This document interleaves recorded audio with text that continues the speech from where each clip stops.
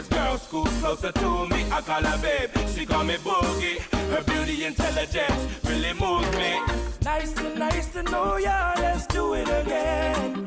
How we did it on a one night stand. Girl, I wanna be more than a friend to ya. Nice to know ya. Let's do it again. How we did it on a one night stand. Girl, I wanna be more than a friend to ya. This isn't my first rendezvous in a relationship. Well rounded, graduated with love certificates. Hey, she want a lover I'll be. Stimulate your body and mentally. Hey, don't fuss me straight up and not lie. Use up me shoulder if you want cry. My love is real, not like the other guys. Feel sorry for who sign up, cause me I win first prize. Nice to know ya. Let's do it again. How we did it on a one night stand. Girl, I wanna be more than a friend to ya. Nice to know ya. Let's do it again. How we did it on a one night stand. Girl, I wanna be more than a friend to ya. She looking pretty real nice. Lightly room up, she have the perfect body type. Being with you is like being in paradise. Never seen a girl that can live up to the hype. Ay. She is a wise, I'm a BG money, the easy man. Big up to the Caribbean girl, I keep it proper. All of me Latinos and all of me sexy mamas. Broken Corleone, giving you a holler. Nice to know ya. Let's do it again. How we did it on a one night stand. Girl, I wanna be more than a friend to ya. Nice to know ya. Let's do it again. How we did it on a one night stand. Girl, I wanna be more than a friend to ya. Nice to know ya. Let's do it again. How we did it on a one night stand. Girl, I wanna be more than a friend to ya. Nice to know ya. Let's do it again. How we did it on a one night stand. Girl, I wanna be more than a friend to ya.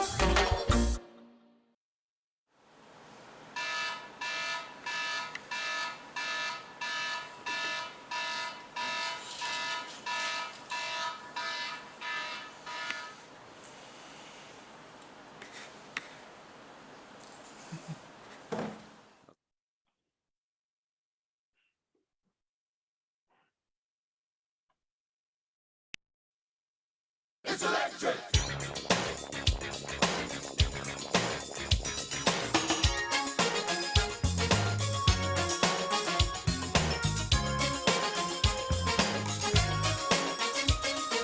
You can't see it. It's electric. You gotta feel it. It's electric. Ooh, it's shocking. It's electric. Dig it up, mix it with the bubble, let the melody. She's a moving along. She's all got the booty. You gotta know it. It's electric. Woogie, woogie, woogie. Then you can't hold it. It's electric. Woogie, woogie, woogie. But you know it's there. Here, there, and everywhere. I've got to move. I'm going on a party ride. I've got to groove, groove, groove.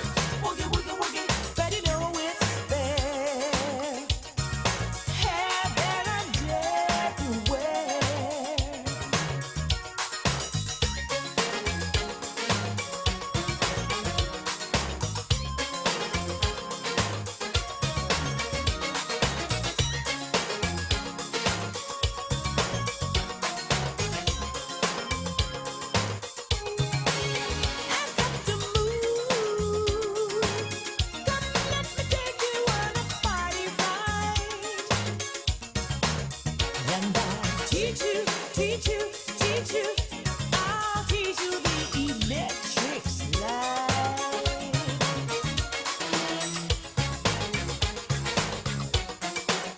Woogie, woogie, woogie.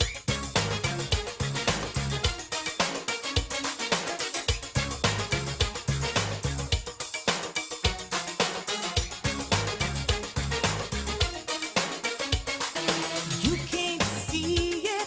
It's electric. Woogie, woogie, woogie. You gotta feel it. It's electric. Woogie, woogie, woogie. Ooh, it's shocking. It's electric. Woogie, woogie, woogie. Dig it up, Miss Kelly, with the bubble, let the belly. She's a moving along with electric. She's all got the boogie. You gotta know it. It's electric. Woogie, woogie, woogie. That you can't hold it. It's electric. Woogie, woogie, woogie. But you know it's there. Here, there, and everywhere.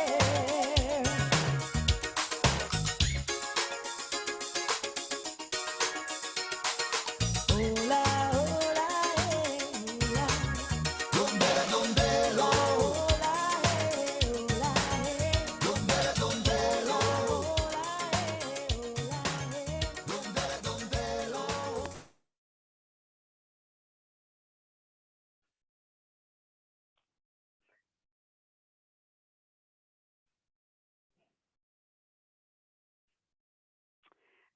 Okay, greetings everybody. So got a little boogie woogie going on there to get y'all fired up in this very chilly, rainy evening. This is more like Texas weather.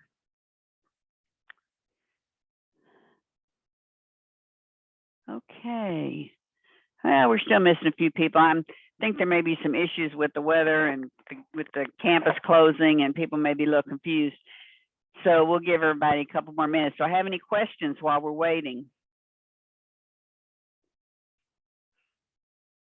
No? Everybody on target and know what's going on? Okay. Well, I'll tell you what we're going to do tonight. We're going to talk about the marketing research. I'm going to show y'all a couple of videos on it, and then pay attention because I have a couple of questions to ask you about the second video, and then we're going to hit some of the high points in the PowerPoint. I am extending the due date on your Navigate 2 because I realize y'all are all trying to get going with your groups and, you know, a lot of stuff going on. So I'm going to extend it from being due on Thursday to being due on Sunday. Does that help y'all out? Yeah.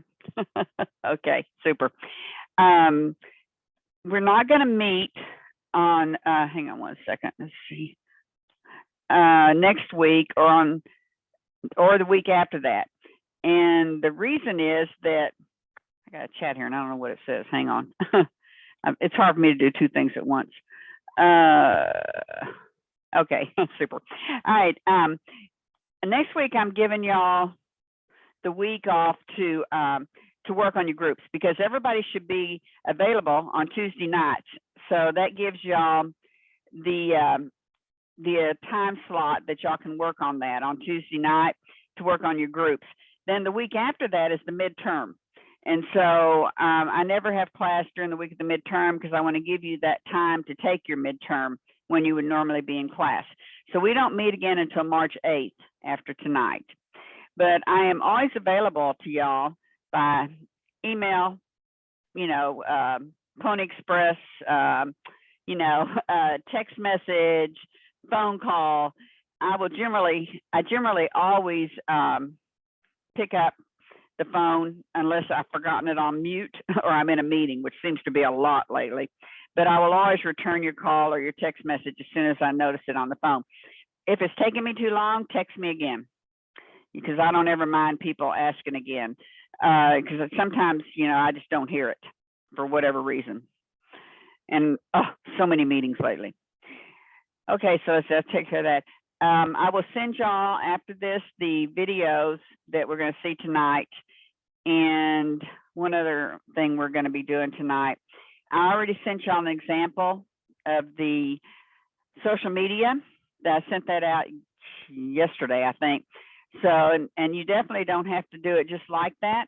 That's just an example of two that were, you know, pretty well done, but you're welcome to, of course, do yours differently. Maybe do some extra above and beyond stuff that, you know, will get you extra credit. I'm not opposed to giving people extra credit. So, you know, think outside the box. Okay, we are now up to 24 people, so that may be what we're going to get tonight. Do I have any questions so far? Nope. Okay, all right. It's going to take me a minute to pull that video up because my computer did not like the fact that electricity went off and it died and everything I had waiting got closed. So hang on one second and I will be back to you.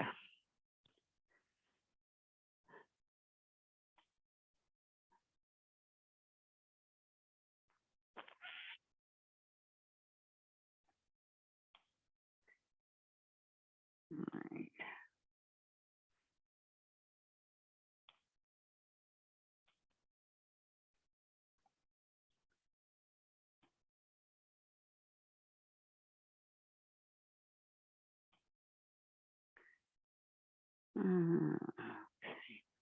Okay, hopefully my sharing will work.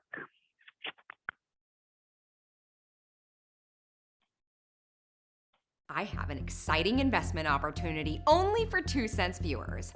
Beard oil for dogs. I call it Groomio, and it's a guaranteed success. How do I know? Well, trust me, I just feel it in my gut.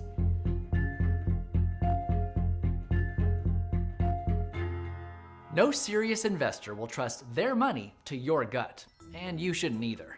No matter how good you think your idea is, before you mortgage your house or quit your day job, you owe it to yourself to thoroughly investigate its market viability. That is a realistic, data-driven prediction on whether it can succeed in this marketplace. This applies to Fortune 500 companies and handmade soap sellers on Etsy. One way or another, the market will judge your product.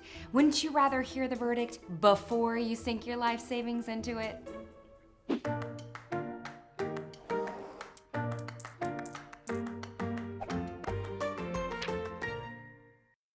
Ruth here has been giving her homemade artisanal soaps to her friends and coworkers as gifts for a while now, and getting a lot of positive feedback. Enough that she's actually entertaining the idea of starting a small business. But before she retires from her office job, how can she know whether there's really a market for this? The answer is market research. Marketing research companies generate exhaustive reports on pretty much any industry you can think of, including the handmade global soap market. They include findings like market size, growth rate, demographics, industry leaders, even how facial scrubs perform versus liquid body washes. And it's all available to Ruth as a downloadable PDF for $4,000. Maybe Ruth can afford that, but I can't. Fortunately, there are plenty of cheaper options. I found this free report from the nonprofit American Pet Products Association, which says that US spending on pet products and services grew at an average rate of about 5% annually, comfortably above the GDP average, and that pet ownership is increasing, especially among millennials, with dogs leading the way. This is all good news for Groomio because the bigger a market, the more potential customers. And the faster it's growing, the more new customers, who are much easier to sell to than older customers already stuck in their ways. The report also tells me that the average dog owner spends $84 a year on grooming supplies and services. Very useful info as I decide on a price. A major part of market research is analyzing competitors. If Ruth wants to get into the homemade soap market, she needs to know what the successful brands are, how much they cost, what are the most popular ingredients and scents. She can even request credit reports on these companies for a fee. Unlike personal credit scores, business credit scores are publicly available, which will tell her whether they're financially stable and how much risk there is in the industry. Search engines and social media have made collecting this type of information easier than ever. A simple simple Google or Twitter search will often tell you who the major players in an industry are. With a Google Ad account, you can see how much competition there is for your keywords. And Google Trends is an easy, kind of fun way to find out what's hot and what's not. Seriously, you can burn a lot of hours in here. I can see that the search terms dog grooming and beard oil have both grown slightly over the last 5 years. I can tell what times of year they're most on people's minds, what geographic regions they live in, even what related searches tend to overlap. This can all be useful when designing my product and advertising strategy. All of this is considered secondary market research, information that already exists that you can purchase or find for free. But if you're really serious about success, you need to do primary market research, which means collecting data on your own. It's often more expensive and time-consuming than secondary market research, but it always saves you money in the long run because you narrow down your audience and focus only on the features that they're interested in. For example, Martin wants to introduce a new sandwich at his popular food truck, a double bacon BLT with garlic aioli and truffle oil. Before rolling it out, he asks his existing customers to fill out a survey, posts some polls on his company's social media accounts, and just to be really thorough, pays a web service to get survey responses from the types of people who frequent food trucks. Lo and behold, he finds that people who tend to like bacon don't like truffle oil because it's disgusting. He almost wasted a lot of money on an expensive ingredient that would have actually lowered sales.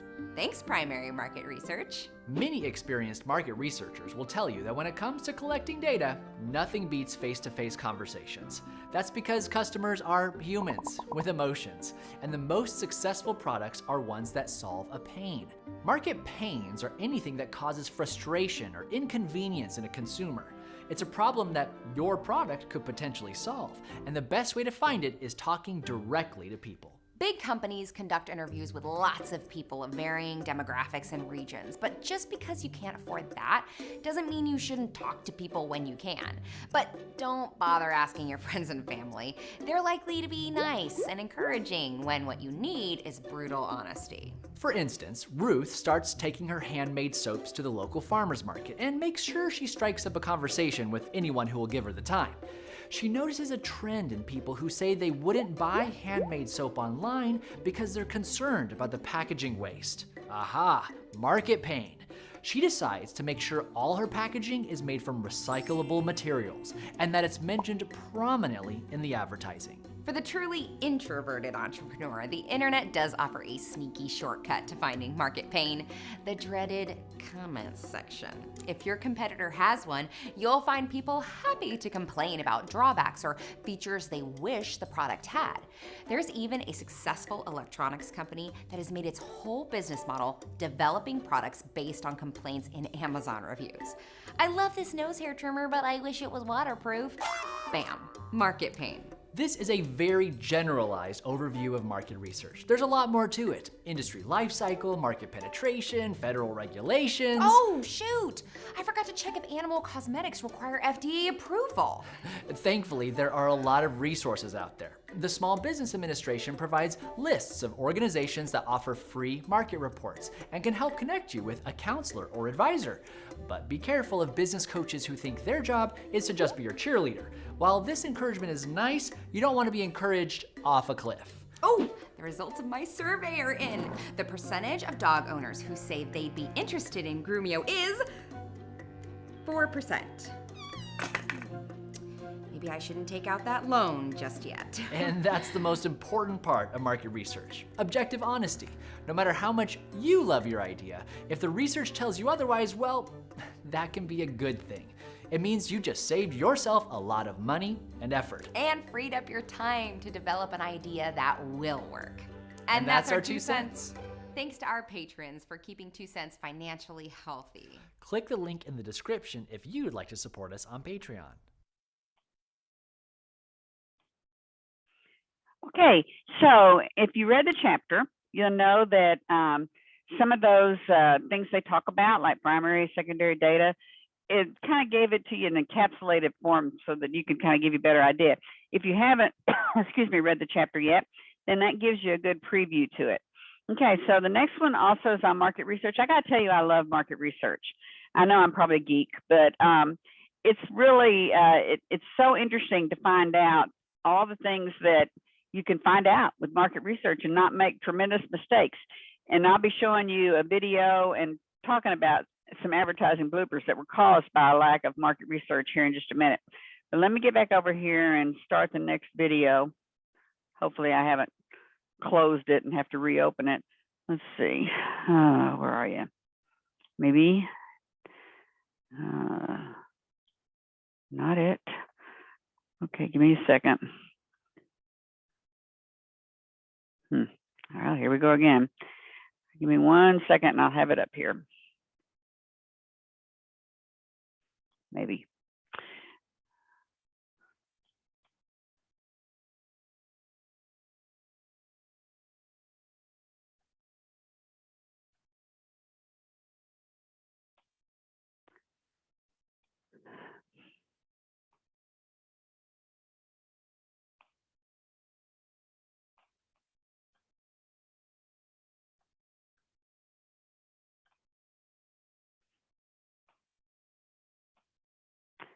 Okay, this is a video that's going to show you the result of some really horrible results of not doing enough market research, or any market research for that matter. Owner, you might get angry that the Facebook ad you paid Oh, come on, what happened? Hang on, I know it went away. I'm not sure why. Flip. Let's try this again.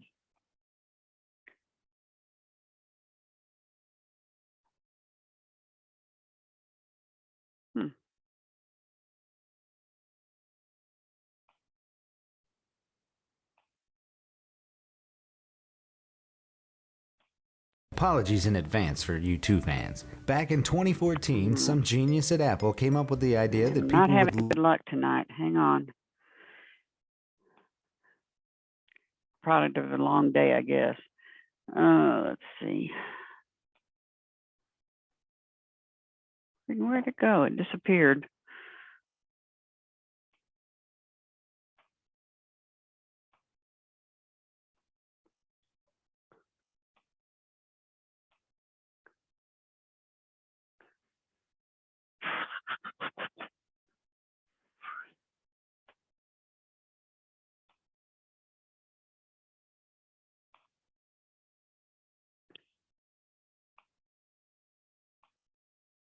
All right, trying this again.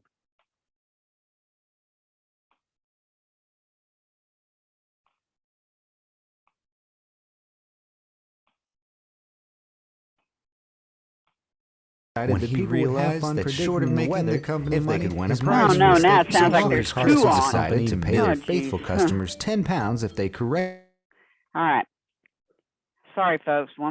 Give me one more second to close off some of this stuff. I don't know what's going on.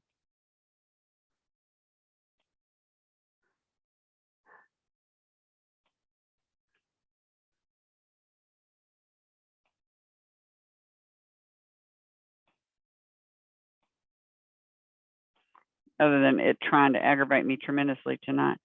Let's see.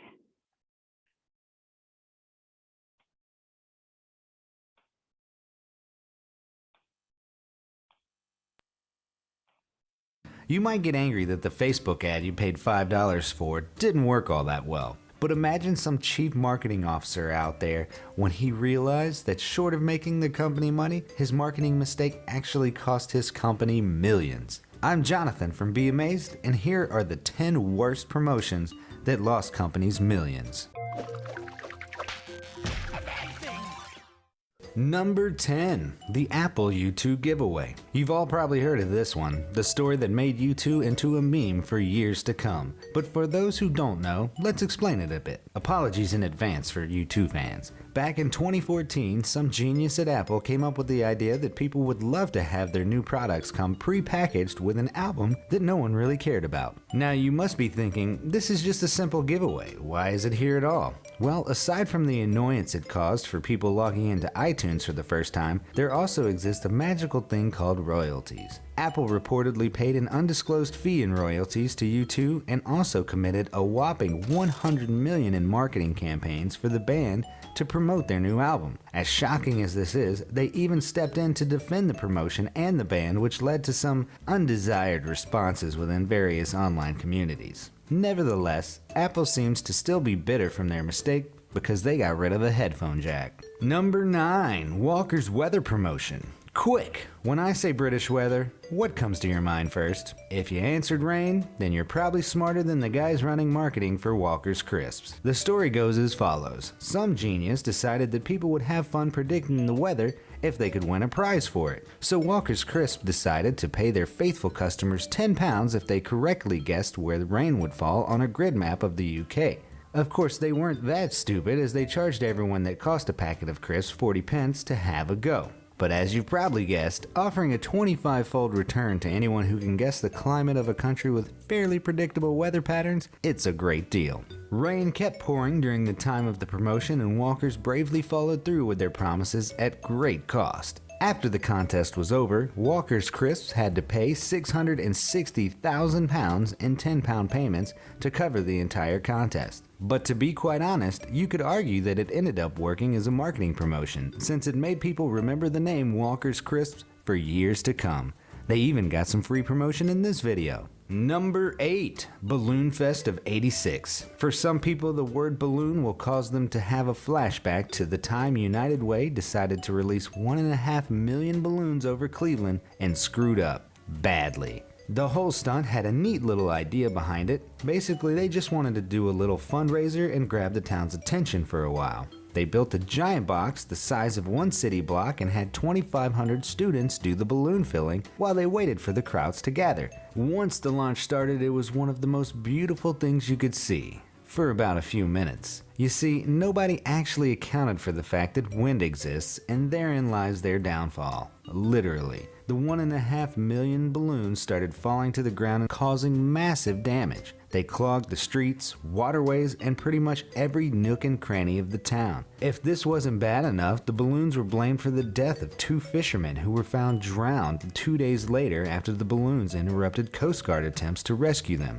In fact, one of the fishermen's wives sued the company for $3 million, but settled for an undisclosed amount. In the aftermath, United Way ended up paying millions to the city and the cleanup crews, not to mention settling lawsuits from various citizens who were damaged by the balloons. To think that the Persians in the 300 movie used arrows to blot out the sun. What a waste. They should have just gotten United Way to plan their attack. Number 7. Jägermeister's Pool of Death. Okay, I admit it. The title is a bit too much, but it's not that far from the truth. This again goes to show that marketers sometimes don't know the basics. In this edition, we go over chemistry. Some genius in the marketing department decided that they'll make a giant pool party for all of Jägermeister's drunken fans. Which is a good start, honestly. But then they wanted to have a lot of fog above the pool for that added effect, which, again, is quite nice. However, what was not really nice was the liquid nitrogen they used to create the fog by pouring it into the water. Now this is the bad part. The liquid nitrogen basically made an unbreathable fog above the whole area when it came into contact with the water. And the marketing team must have been shocked upon realizing that humans need air to survive. This whole event was a mess and actually left one partygoer in a coma while hospitalizing 8 others. Jägermeister never actually disclosed how much they had to cough up for this mistake, but considering they put some poor guy in a coma, we can assume that it was a lot. Just goes to show, if you want to play smoke on the water, don't go overboard with the chemicals. Number 6. The Energizer Bunny. Now, how could a cute little bunny screw up a company that much? Well, do me a favor and tell me the brand of batteries you have in your remote. Don't have a clue? That's what I thought. And that's what the marketing team at Energizer realized after it was a bit too late. While the bunny is actually a cute little mascot and is probably known amongst you young whippersnappers here, you can't really pull off that kind of marketing for something like a battery. The campaign was successful for sure, but the problem is that they actually managed to advertise their competitor in the battery field. Duracell released a report after the Energizer Bunny first aired showing that their profits had actually doubled at that time because people thought that the bunny was advertising Duracell. In fact, it worked so well that Duracell uses a bunny as their mascot now, which you may have seen. While the company didn't lose money directly, the drastic drop in sales and the money wasted on promoting your competitor is enough of a burn to make sure that they're more careful next time. Number 5. Tesco and math. Tesco is praised for being a fairly cheap place to shop in the UK, but after this marketing fail, you might think that it's because they're just really bad at math. Back in 2011, Tesco decided to do a special little promotion to outdo their competitor Asda. Basically, it was the whole, we will refund you twice the difference if our competitor's item is cheaper. Tesco sadly forgot that people can count, and customers got savvy by only buying items that were on sale at Asda. So they would go to Tesco's, buy the same items on sale at Asda, and then after checking out, they'd request double the difference by referring to Asda's website. For example, one shopper spent £126 at Tesco on a shop that would have cost £81 at Asda and claimed a £90 voucher. Therefore, they essentially paid £36 for all that shopping. You can see that doing this multiple times would save you a whole lot of money at the expense of Tesco. While this was a monetary and marketing catastrophe for Tesco, you have to give them props. They actually made a promotion that ended up being great for their customers. Number 4. Oprah and KFC. We all know that Oprah is the omnipotent master of our destinies. So when she offered people a free KFC 2-piece meal, we all jumped. So why was it such a catastrophe? Well, you can imagine that KFC was not all that pleased when people managed to print out over 10 million free food coupons from Oprah's website. During the time of the promotion, KFC gave away over 40 million worth of free food and probably paid Oprah a ridiculous amount to do the promotion for them. Needless to say, KFC will not be contacting her anytime soon. Number 3. Bananas for stereo. Now before I start, this one didn't cost a lot of money, but it was really stupid on the marketing side. It was the same old formula, savvy customer plus dumb exchange equals prize. Silo, a chain of electronic stores, decided that the dumb exchange item would be bananas, and the prize would be a stereo. Imagine their surprise when, after the whole thing settled, they ended up with 11,000 bananas in their warehouse and a lot of stereos given away for around $40. These guys ended up being nice and donated all the bananas to the local zoo, but it kinda makes you think how stoned they had to be to come up with the idea in the first place. Number 2. McDonald's Olympics. I do admit that pairing McDonald's and something that requires you to be physically fit is a bit weird, but it gets weirder fairly quickly. During the Summer Olympics of '84, McDonald's had a catchy slogan, "If the US wins, you win." They included a ticket you could scratch on every meal, and customers would win a Big Mac for gold, French fries for silver, and a Coca-Cola for a bronze medal in the event that was on the ticket. Trouble is, since the Soviets boycotted the Olympics, the US ended up with 83 gold medals, 61 silvers, and 30 bronze. Basically, McDonald's lost a huge sum of money because the Russians were too lazy to compete. It seems that Russia can screw American businesses even without the hackers. Number 1. Number fever. Riddle me this. What happens when you overestimate the power of numbers? If your answer was extreme riots and lawsuits, you probably work for Pepsi. In 1992, Pepsi had their Number Fever promotion and promised to give away 1 million pesos, the equivalent to $40,000 US, to one lucky person with the right number on their bottle cap. Trouble is, they had accidentally printed the winning number, 349, on 800,000 caps due to an oversight in the manufacturing process. Consequently, they accidentally promised to give away a total of 55 billion in today's dollars. And so, people just calmly understood the mistake and caused no trouble. Nah, I'm kidding. Thousands of Filipinos began rioting on the streets, demanding that Pepsi pay them their rightful prize, which now totaled in the millions. People even filed 689 civil suits and more than 5,200 criminal cases for fraud and deception. However, Pepsi wasn't entirely at fault. It is believed this marketing fail was caused by DG Consultors, a Mexican consulting firm that Pepsi had hired to randomly pre-select the winning numbers. They were clearly instructed not to make the number 349 a winner, but they clearly didn't get the memo. Obviously, with such a costly mistake, Pepsi couldn't afford to pay everyone what they promised, and instead settled on giving just under $2,000 to each winner. instead of the promised $40,000. Regardless, Pepsi ended up paying closer to $10 million for the whole campaign rather than their original budget of $2 million. Looking at the whole list now, a lot of these things wouldn't have happened if some people just did their job properly. Such a shame. Which mistake did you think was the worst? Or do you know of any others that rivaled them in terms of stupidity? Let me know in the comments down below, and thanks for watching.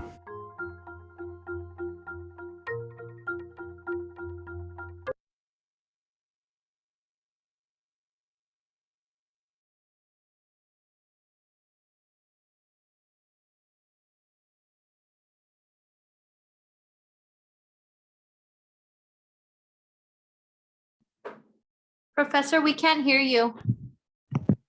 Thank you. I'm always fearful I'm going to lose y'all when I go to closing off these windows so they don't keep talking above me.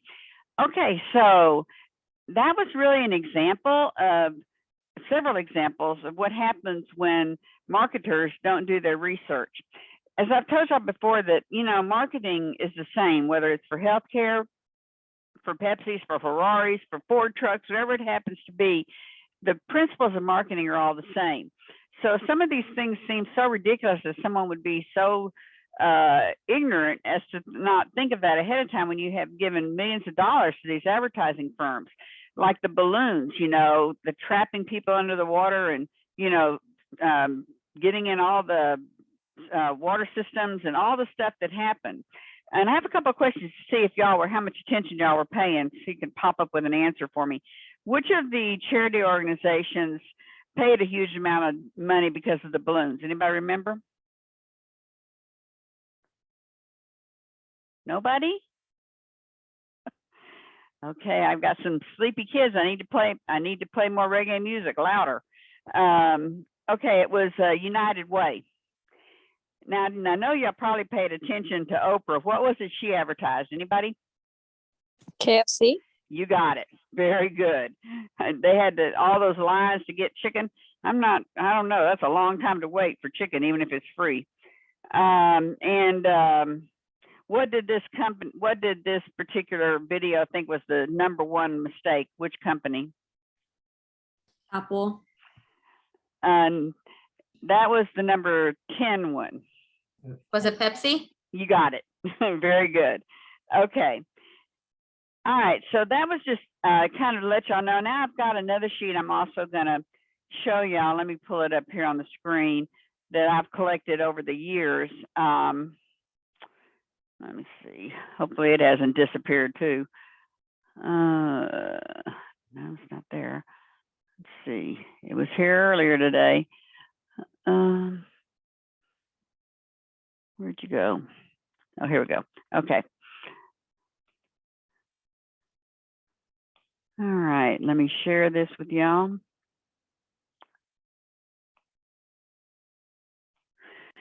Okay, I'm going to send this to y'all also, but these are advertising bloopers that actually happened, that companies actually did this and did not do their research. One of my favorite ones is the Chevy Nova, which they marketed in Mexico. And who wants to buy a car that means no-go in their language? That's exactly what Nova means. And so that car was a flop in Mexico. It cost them lots and lots of money. Another one that was interesting was the Kentucky Fried Chicken that was entered in the Chinese market. And to their horror, they discovered that the slogan "finger licking good" came out as "eat your fingers off." You know, that's not only poor research, but it's poor cultural competence as well, not to know what you're doing, because many times transferring from one language to another can cause some real issues because it's translated literally. Another one that I always thought was interesting was poor Gerber. They made several mistakes. When Gerber started selling baby food in Africa, they used the same packaging as in the US, which had a beautiful Caucasian baby on the label. And they later learned that in Africa, companies routinely put pictures on the label of what's inside, since most people can't read. So again, that was not doing your research, your market research. Okay, I will send that to y'all so y'all can read the rest of them. Can anybody else think of any marketing errors that y'all have seen or heard about in recent times that cost companies money? I had one that was talked about this morning. You know, the little Monopoly game pieces that you get at the grocery stores. Apparently now they're using social media to get with other people and find out who's got the pieces they're missing, and then they share in the wins. So with the massive use of social media, I suspect that the company's having to give out a lot more than what they anticipated. Anybody else know of anything? No? Okay. I think I've got some sleepy people. All right. Okay, so I'm going to go over again because we have some people come in late. Your assignment that is due on Thursday, I'm pushing the due date, the one on Navigate 2, until Sunday night at 11:55. And again, remember, no class next week because you can use that time to work with your group. And then the week after that, no class because you're going to be taking your midterm. And just I'll go over quickly with midterm is the same test bank as what you have for your weekly quizzes. You're able to look at the weekly quizzes that you missed or that you got incorrect, and there's directions in the syllabus on how to do that. And those will stay open. You know, those ability to see those wrong questions and answers will stay open, you know, indefinitely. I don't ever close them. Then let's see, we meet again on March 8th. You should be well on your way to your mine's just gone blank. You should be well on the way to getting your group project done by then.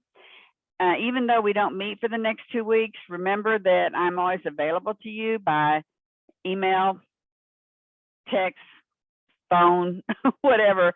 Like I said, Pony Express, whatever it takes, you can get me, usually within a couple of hours, and sometimes much sooner. Okay, are we good? Do we have any questions on anything so far? Nope. I see one response. It's a good thing. I see 2 responses, the people that let me see them. Very good. Okay, so what I'm going to do now is we're going to look at the market research PowerPoint. I'll pull that up on the screen. Let's see. I hope. Yep, there it is. All right. Somehow I got to the bottom instead of the top. All right. Okay. Marketing research is so very important because I can tell you right now, when you first go into being an administrator, you're probably going to be assigned some sort of marketing research, whether it's using social media or whatever it happens to be. Most interns and most people who are starting out will end up doing some sort of research, regardless of what department you're in. It may not be anything real organized or anything, but you probably will have to do some sort somewhere along the way. Okay, so the marketing research process, and if you remember, this is the same basic stuff that you had when you took Statistics 101 or whatever the number is. The basic marketing research is you have to figure out that there's a problem. And then once you see that there's a problem, then you got to figure out if you can solve it. If any of you ever watch Shark Tank, they always, when someone comes in, they may have a pretty neat gadget, you know, or widget or some kind of little, you know, gadget of some sort. But the sharks will usually say, what problem does it solve? Oh, well, you know, it doesn't solve any problem. I can just spin it around my finger or whatever it happens to be. Typically, those people do not get deals because something like that is short-lived and doesn't usually last very long. But if it solves a problem, then it has a better chance of, you know, going into a big deal. So when you're looking at the problem recognition, you're looking at the definition of the problem, and you need to involve management and clinical personnel to figure out, you know, what is the problem? You know, what may look like a problem to the management may not look like a problem to personnel because they may be able to explain why it's really not a problem, you know? So you have to look and see, is it really a problem and what is that problem? How can you define it? And then you have to, after you do that, you identify some of the research objectives. And you can do that. There's 4 types. There's exploratory, which the organization needs to determine the cause of the problem. You know, you can never really know what the cause of the problem is by just going and just looking. You need to do some research and find out what's causing it. Why is the emergency room not getting the same volume of patients that it did at one time? You know, it could be any number of things. It could be that the demographics in the area have changed. Maybe what used to be family type housing is now industrial. Maybe you've got a horrible group of people working that are, you know, really unpleasant to deal with in the emergency room. You know, there's a lot of things. Maybe the wait lines are too long. You don't have enough doctors working. You know, there could be all kinds of things that could be causing the this problem of not the same volume as you had at one time. Then after, another of the research objectives is to describe, to be descriptive. What kind of new issues are out there? You know, maybe one of those urgent care places open up right across the street from you or right down the street. That would certainly cause your volume to decrease because, you know, they probably get to people faster. The wait's not as long. And, you know, for things that might have used to go to the emergency room, now they can go to urgent care and be less expensive and get out faster. And then you can test hypothesis on what you think it might be. And then you can also predict from what you have researched. You can predict, well, this is going to continue on a downward slope because we have this new urgent care. Or if we give our staff training, maybe they won't be chasing folks off. You know, people will want to come back. So you have to figure out what it is, and then you test it and predict from the results that you get. And then your research design, now this is what they talked about in that video. They talked about primary data and secondary data. So I'm going to sum that up for you really quickly. Primary data is what you collect yourself. Primary, first individual that's doing the data. You know, it's like if you decide to survey the last week of patients that came into your clinic, and you're going to do the survey yourself. You're going to get the answers from them, the survey docs or WebMonkey or whatever you use, and you're going to be the one to calculate what was the main reason listed. You know, those kind of, whatever kind of information you got, well, you're going to be the one to discover those results. Secondary data is you're using somebody else's database. These are people that collected the data for all kinds of reasons, but you can extract from their data the information that you need. There's a program now that's called SpeedTrack, and it gets data from every hospital, just about every hospital in California. I used to have him speak to my graduate classes, excuse me, and he would tell them, what would you like to know that happened, you know, any particular night? So they would say like, okay, on December 31st, how many stab victims went into the hospitals in the downtown LA area? And then you can use it by zip code, you can use it by geographical area. There's all kinds of ways. So he would punch that question in, and within a millisecond, it could tell you how many people were admitted to the hospital for stab wounds, how many, did not survive, how many survived, how many got hospitalized, how many went home same night. All that information just in a second. Well, that kind of data is invaluable because it has all kinds of information, but that is secondary data. It was collected by somebody else, and what you're doing is you're mining that data. Typically, you have to pay a lot of money for that kind of data, but it saves you money because you're not having to spend the funds to go out and do the research yourself. Another really rich source of secondary data is the census. The census has data. They have those census forms that you fill out every 10 years, I think. They ask all kinds of questions. That data is all there free to be used. However, getting to it, the Census Bureau tools are not user-friendly. when I was running the grant in Houston, they sent me to Washington, D.C. for a week to learn how to use those tools. And that was years ago. I would have no idea how to do it anymore. But it's not real user friendly. You have to know how to use it. So very enterprising people, companies, they decided to pull all that data and put it into useful forms, but then you have to pay for it. So there are companies that will aggregate the data for you, and then you just tell them what you want, and they will pull all that data together and send it to you in a data set.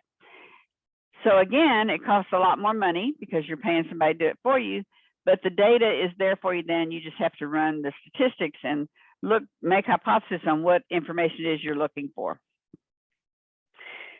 Okay. Again, this is what we just talked about. The define the problem, and then I already talked about the different parts of the research objectives and the research design, primary versus secondary data. And again, this just kind of sums up what I would like to talk to you all about with primary data. Hopefully y'all do remember this, but primary data comes in two forms, qualitative and quantitative. I can't see y'all, but can anybody tell me the difference between qualitative and quantitative? Do you remember from your statistics? I don't hear anybody jumping up and hollering. This is gonna be Quanti- very Richard. Oh, would you like to go? Oh, no, you're fine. You can correct me if I'm wrong, but qualitative would be words or phrases or an idea, and then quantitative would be a number, an actual raw data or datum.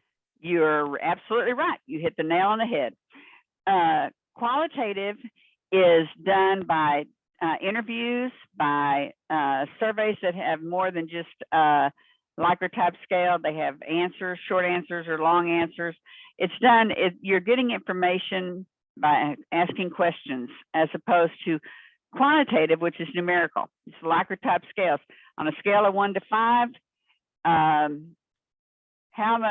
well do you like to come to class at 7 o'clock at night on a rainy night? You know, and then that's quantitative. You know, you can just say, man, I don't mind at all. I'll put a 5 down because can't do anything else tonight. Or you could put a 1 down and say, I would really like to sleep, thinking to yourself. Whereas if you did that qualitatively, as opposed to quantitative, someone would ask you, how do you feel about going to class on a rainy night at 7 o'clock at night? And so you might say, well, I would really rather be asleep, or I'd really rather be watching Andy Griffith, or, you know, whatever it happens to be, but it's words. So you can't put a number to that.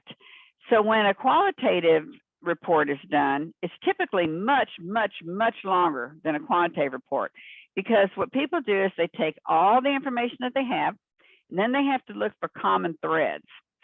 So when I ran the grant for Houston, we interviewed principals of schools that were very successful principals in low-income, high minority schools. And then they were fed into a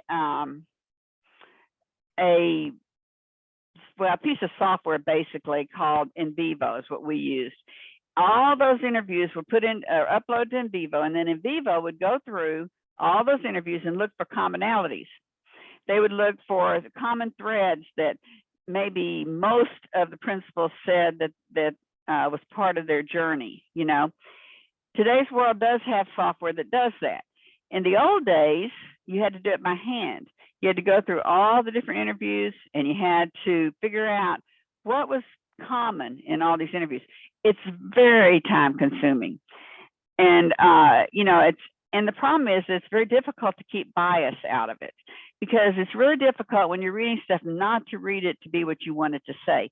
But there are researchers that are really good at that, and they really are unbiased, and they really get some really great information that really does help out other than with just numbers.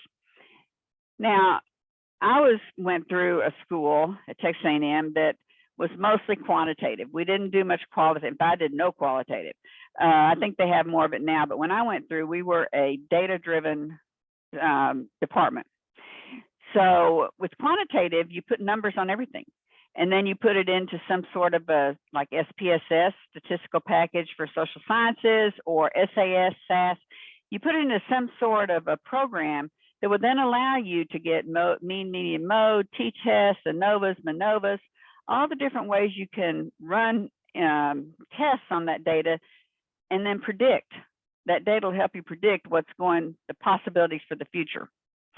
So those are the two different kinds. Now I can tell you, I was the statistician on the dissertations when I was at the University of Houston. And when they would come, when a qualitative dissertation would come through, I would just go, oh, because it would be like 800 pages, whereas a quantitative dissertation would be maybe 180, because it takes so much more writing when you're doing a qualitative to go through all the different parts of it, but it gives you very rich data.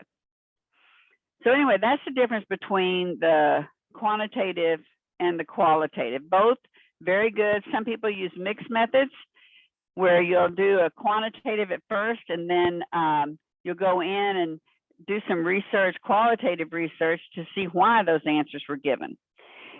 So it's a lot of times the mixed methods will bring you a lot of rich data that you can get a lot of information from also. Okay, this is a chart from your book. It just shows how to get the data sources, the difference between primary and secondary, and we've actually gone over that already. And these are some of the types of data you can get, qualitative data. Nielsen has all kinds of ratings. They used to have this little box that sat on top of your TV, like, you know, a long time ago. And that box would watch what you're seeing on TV and then send information back to the Nielsen people, and they would determine what shows were the most watched, what commercials were the most watched, all those different things. I'm sure they're still doing it, but now it's done, I'm sure, digitally, because everything is streamed basically. Cameras, you know, a lot of people get information by observing what goes on cameras. And, you know, medical mystery shoppers, those are the people that go into places of business and like their customer and just see what's going on. How are they being treated? What are they being offered? That's what part of what medical mystery shoppers do.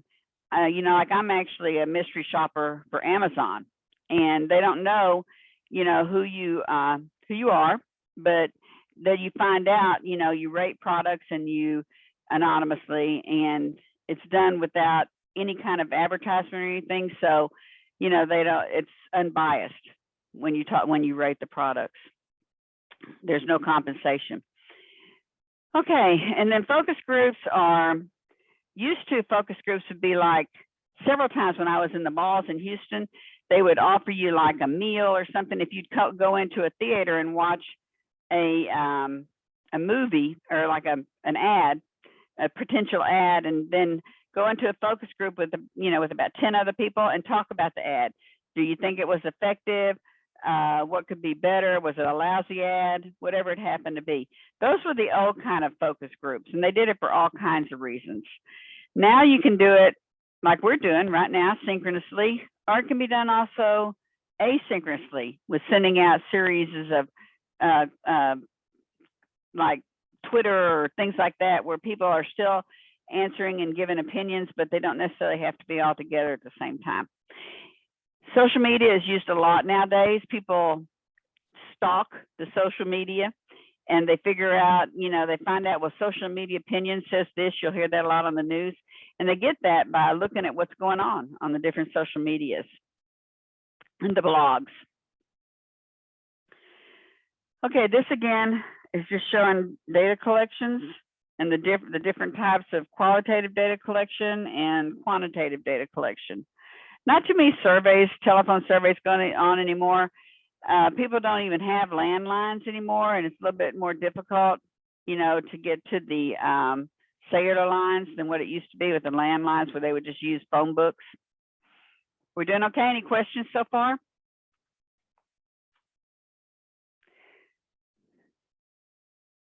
Okay. Again, this quantitative data is just talking about the way that you get it.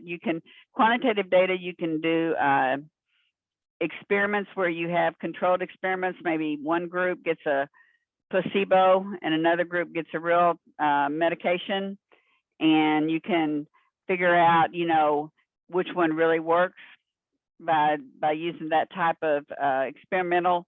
It's where you're controlling one of the factors. Okay, as we get down to designing a sample, and remember that you're going to be looking for your target population. It doesn't do any good to survey people that would not be interested in your product or in your service or whatever it happens to be offered. You need to be sure that the population that you're using is, you know, part of your target group, or that your sample comes from your target population. So there's 6 steps to do that. Let me get to this. I'm on 2 computers and I tend to lose my space sometimes. When you're defining your population, that's the people that would be actually using your product. That's the population that you would be gathering up your information from. So it's a description of the people or the elements that would be of interest to the researcher. If you were deciding that you were going to open up a pediatric clinic and you're trying to decide who you want to research, chances are you wouldn't be going to the local assisted living, nursing homes or places where the population typically is over 50 or so, over 60, over 70. They probably would not be in your target group for a pediatric clinic. Now, there's always outliers. If those of you that have, remember from statistics, that outliers are something that's atypical of your target population. So if you were to see a graph and it had this line going from the 0, 0 axis straight up, and then all these little dots, if y'all can envision that, you know, along the way that are close to that line that goes up that middle of that graph. Those are your ones that are pretty close to your target population, the ones you want to, that are part of that group. Now, then you may have one little dot that's way up by itself in the upper left corner that also would need your services, but that person is an outlier. And typically, you know, if you wouldn't want to market to a whole bunch of people and spend all that money for one person out of that group. And I can give you a little bit more solid example of that.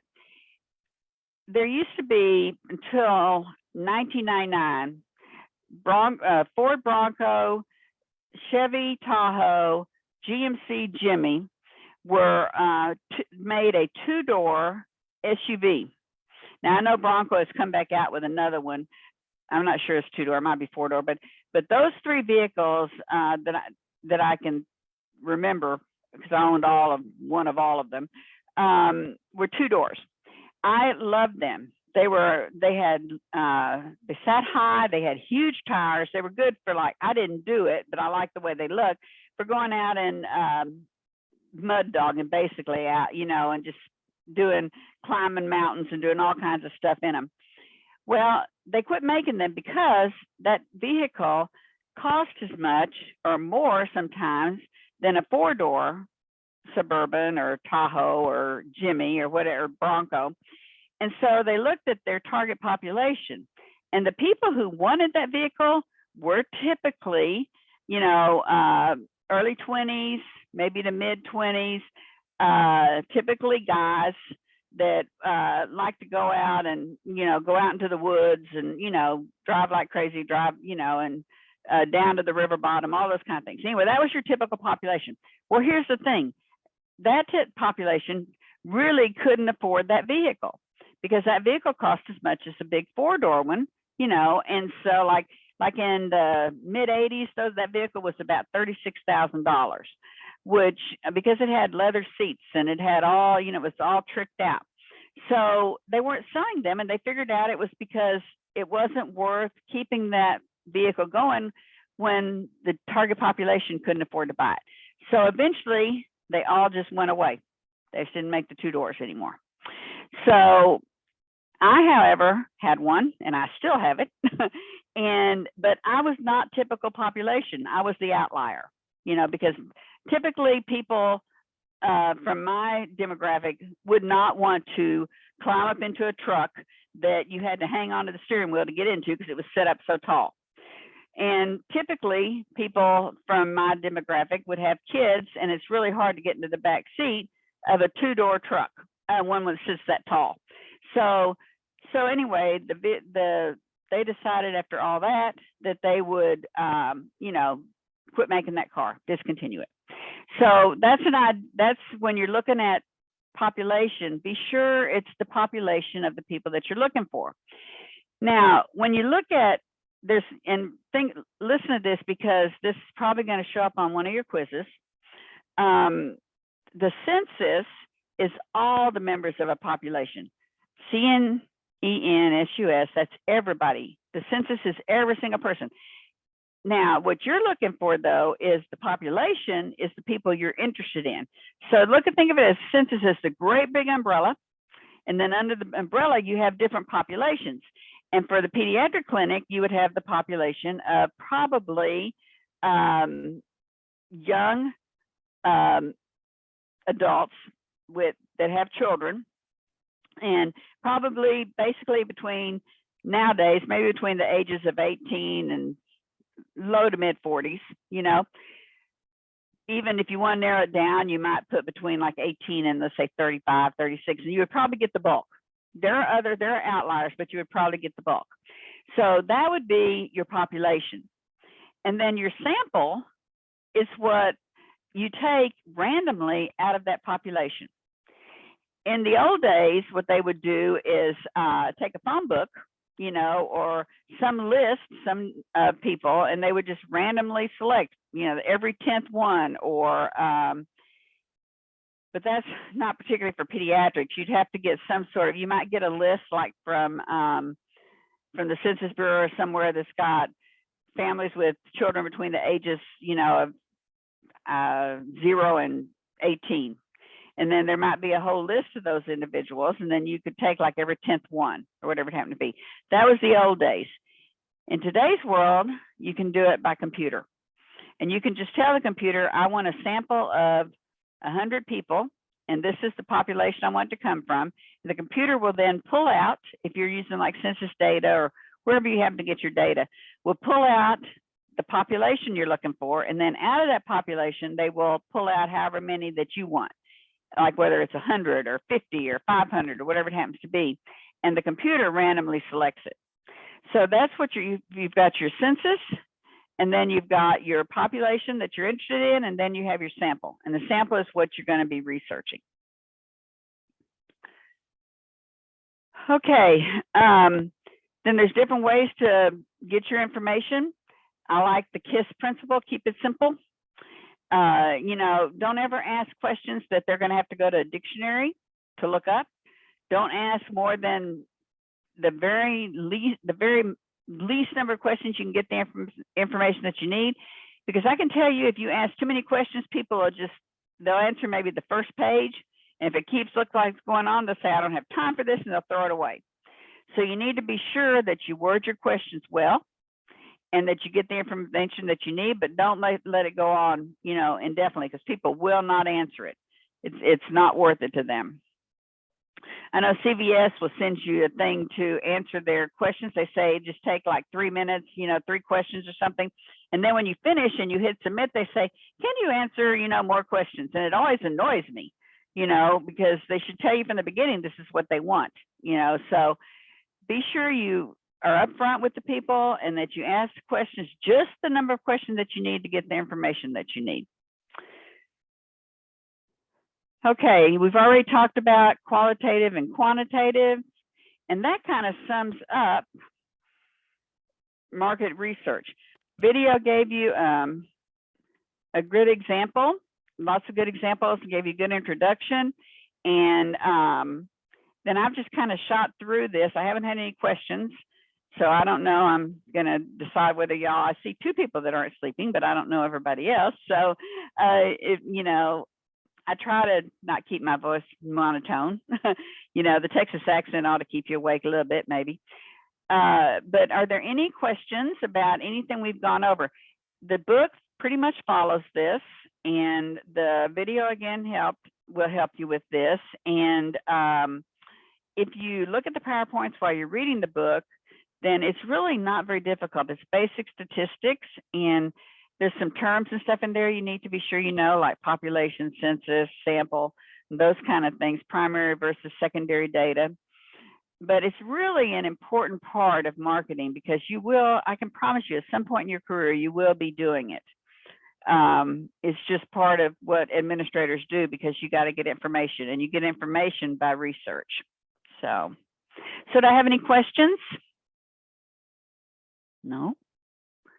Okay. Itzel, do you have a question? No, I'm good. Thank you. Okay, super. I saw you light up, so I thought maybe you had a question. Because when somebody lights up, I think they're fixing to talk to me. So, okay, anybody? Okay, so here's what I'm going to do. I'm going to open up the breakout rooms. I don't have anything else for y'all tonight, but I'm happy to stay and answer questions about anything that y'all want. And I'm going to open the breakout rooms for y'all if you want to get together with your group. So it's just a little bit after 8:10, I think. So you can work on your groups if your groups are in good shape, or y'all want to meet another time, or whatever it happens to be. I'm okay with that because I'm going to reiterate again one more time so y'all don't forget. I'm going to email you everything that the videos and the that little blooper sheet, and I'll email that to you.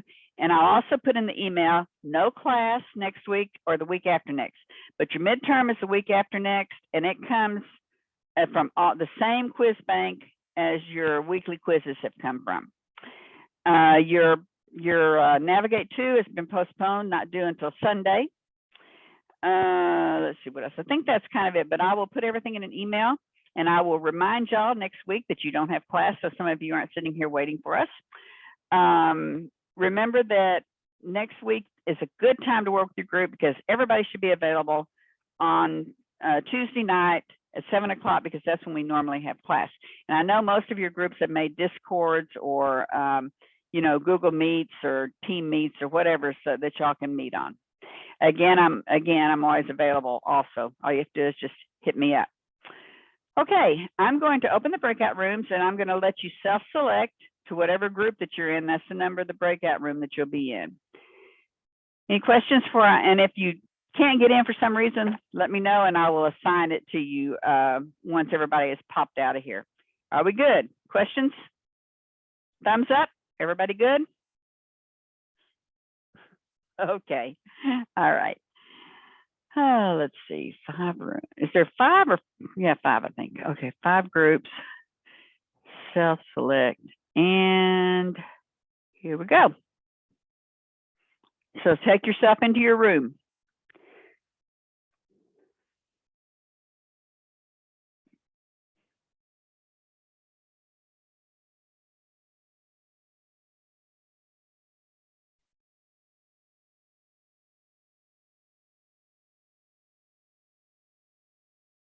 Professor, I have a quick question. Uh-huh. I know that we can see the answers that we got wrong for our quizzes, but is it at all possible to see the answers we got right so that we can study those? No, and the reason I don't do that, it was kind of a thing that was decided on by the instructors because that compromises the test. So that means that, like by the time y'all got them all together, the whole test is out there. And yeah, okay. That's okay. Kimberly, we're group 5, right? Yeah, we are. I haven't gotten the little thingy yet. Okay, I'm going to send you. I think that sometimes if you don't come in under the CSULB, it doesn't, it doesn't find you. I think I sent you an invitation, Kimberly. I got it. Okay. Celeste, do you know where you're going? Okay. 4. 4? Okay. Yeah, is that room? Okay, thank you. You're welcome. Louis? Yeah, hello, Professor. I had a quick question. Where do you post the Zoom meetings? I came in at what, like 8 o'clock because of the power outage here at CSULB? Yeah, I post them on, and I'll send you. I didn't post last week's because no one asked for it, but I can post this one. I have, but it has to come to me and then I have to upload it, but I post it on my YouTube channel and I'll send the link around. Okay, for sure. Thank you. Uh-huh. Do you know which group you go to? Yeah, I'm in one. Okay. There you go. Thank you. Uh-huh. Could I be put into group 2? And was this Michelle? No, Odalis. Oh, Dallas. Okay, I couldn't tell who was talking. Into group 2. Okay, there you go. And Michelle, are you here? Yes, I'm here. And what group would you like? I think it's, hold on. I think it's 5. Okay, there you go. You should have gotten an invitation. Did you get it, Michelle? Yes, sir. Kimberly, you have a question? No, I got confused. I'm 5 in another class, but I'm 4 in this class. I'm So right now you're in 5? Yeah. So Okay, I'll go in and move you. Hang on a second. And you're 4? 4, yes. Okay, got it. There you go. Thank you. You're welcome. Hi, Professor. Hi, what's up? I just had a question. It was kind of, I guess, a little off topic, but you know how I said I was in Fort Worth? I was wondering if there was any, I guess, touristic places or trails or like restaurants that you would recommend that's nearby. Fort Worth. Let's see. I do know there's places, I know places in Dallas. Yeah, that's totally fine too. We love going to Dallas. Yeah, have y'all been to, it used to be called Mickey Gillies in downtown Fort Worth. There's some really neat restaurants down there. Have you been there, like to the Stockyards? To the Stockyards I have, but I haven't been to any restaurants there. Okay, inside of it, I don't know if it's still called Mickey Gillies. It may be somebody else's name now, but it's a huge bar that's down there. And inside there, they have some restaurants that are used to a few years back that were pretty nice. There's also down in there's a steakhouse that's on that street that's down in, I can't think of, I'll send you the name of it. It's the Stockyard something, I think, but it's really, really good. Or That was sounds a few good. years back. Yeah.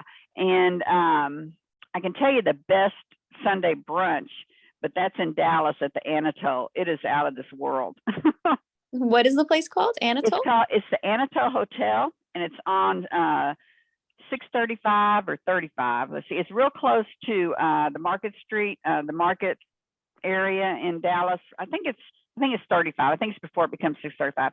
And right around where the tollway comes off at 35, but it's called the Anatole Hotel.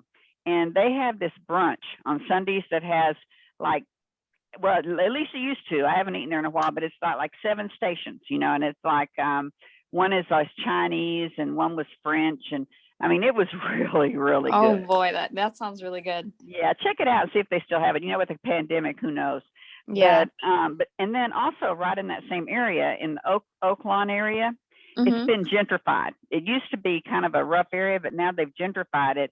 And they have some great little Mexican food restaurants. I can get you some names of those in Dallas, you know, that are like owned locally, you know, Mhm. really good. There's one place that's a little further away, but not too far, that's got really, really incredible fajitas and margaritas. Oh, that sounds awesome. So I will get you the names of those. I will make myself a note. And I would appreciate that so much. oh, you bet. And you know, those are some of the places I can think right off. And then I have a good friend that's as a superintendent of the Garland School District, one of the superintendents, and I go stay with her pretty often, and she and I roam around. And she knows the names. I can get there, but I never remember the names. So I'll get you some names. Thank you, Professor. You're welcome. Okay, All you right, need me to send you an invitation? No, I already talked to my group. I just wanted to see if you knew any nice places around here. And I can probably get you some Fort Worth. I have relatives all over the place up there, and I can probably get you some, you know, pretty names in Fort Worth. I just personally haven't been to anything but the Stockyards. You know, I'm a kind of a Dallas girl, but I can sure get you some Dallas things. Okay, thank you so much. Okay, all right. Good night. Good night.